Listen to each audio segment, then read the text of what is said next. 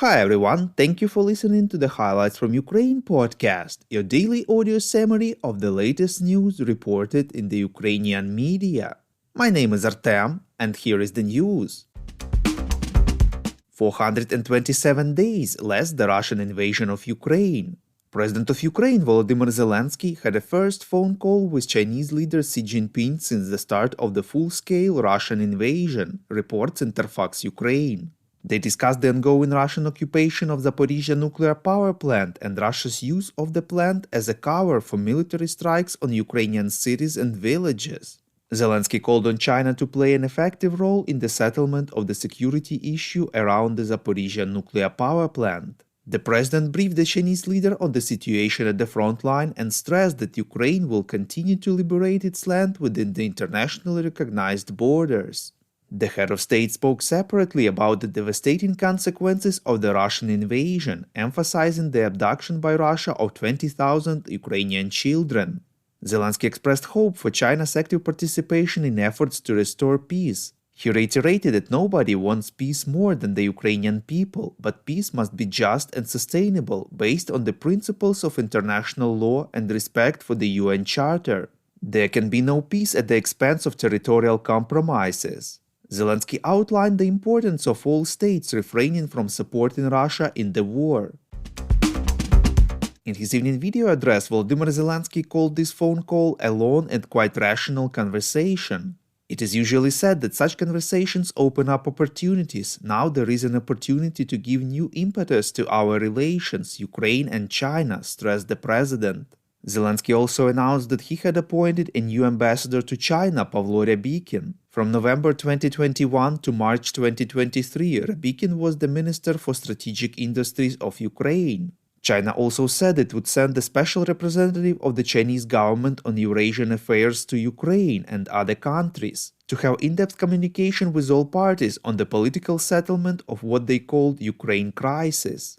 Beijing promised to keep providing humanitarian help to Ukraine. A journalist from the Italian media La Repubblica was wounded near Kherson as a result of the shelling, reports ICTV. According to Italian Foreign Minister Antonio Tajani, he is feeling well and is under the supervision of the Italian embassy in Kyiv. At the same time, his Ukrainian fixer was allegedly killed. Ukraine returned 44 more people from Russian captivity, including 42 military personnel and 2 civilians, reports Deutsche Welle. According to head of the president's office Andriy Yermak, 36 of them are privates and sergeants, as well as 6 officers. People who defended Mariupol, Azovstal, Kherson region fought the enemy in the east. According to the president's office head, 2 men were released whose spouses had previously returned from captivity.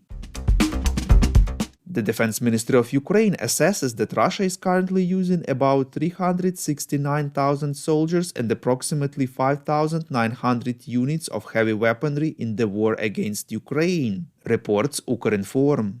According to the latest data, Russia has deployed up to 48 brigades and 122 regiments in the hostilities against Ukraine.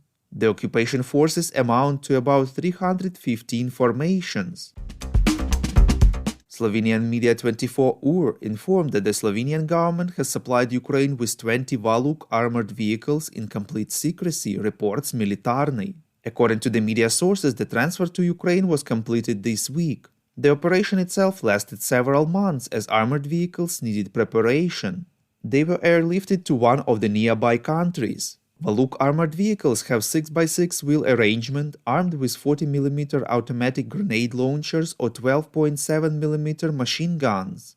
In total, there were 85 of them in service in Slovenia, and they were in the Slovenian army for 24 years. It is designed to transfer infantry and protect it from anti-personnel mines and infantry weapons. However, the Ministry of Defense of Slovenia does not comment on the type and volume of military assistance to Ukraine.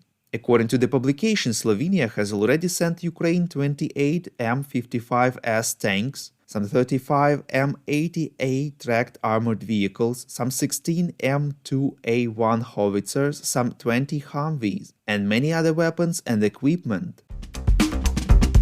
The naval forces of Ukraine denied the information about their alleged ban on the movement of merchant ships under the Black Sea Grain Initiative and reported on the blocking of the corresponding humanitarian transport corridor by the Russian side, reports Slovo i Dilo. Russia refused to agree on the movement of vessels to and from the seaports of Ukraine. As a result, 4 vessels, including one chartered by the UN World Food Programme to deliver wheat to Ethiopia, were unable to leave the ports of Chernomorsk, Odessa, and Pivdenny, and had to wait for additional time for their passage to be approved. Also, 1 vessel is waiting for transit to the port of Odessa.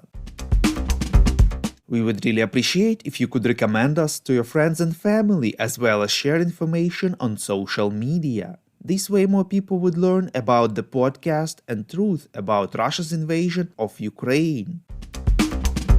We call on you to demand from governments of your countries to impose the toughest sanctions possible on Russia and its citizens to stop their invasion of Ukraine.